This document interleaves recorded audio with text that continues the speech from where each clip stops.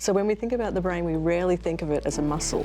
We always think about ourselves in the brain and all of these problems we have and all of these issues, but no, the new evidence and science is showing us that we actually understand the brain for the first time in a completely new way.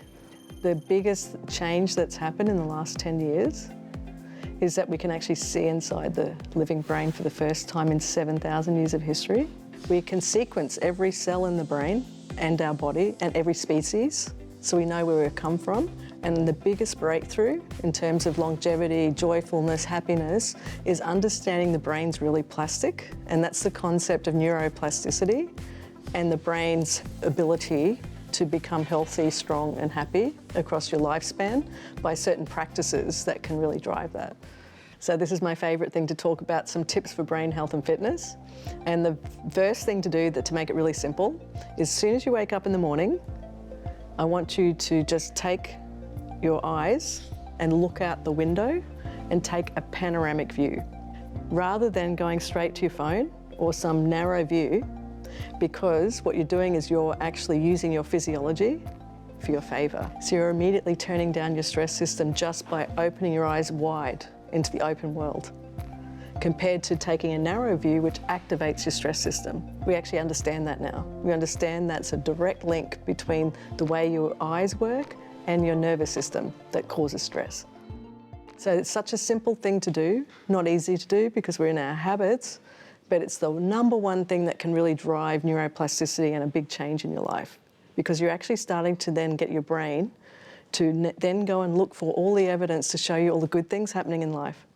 Whereas you do the opposite, you're setting up your brain because it likes stress more than happiness and pleasure at 10 times the rate. It's just designed that way to keep us alive. And so then for the rest of the day, your brain will always be looking for threats. It is simple, but why is it hard to do?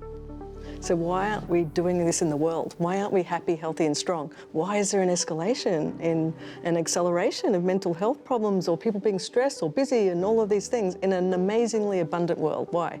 It's because of the way the brain's built and no one's being taught how to train their brain like a muscle. But the hard part is doing it every day, because things are happening in your life, right? Stress isn't going away in life. It's really real.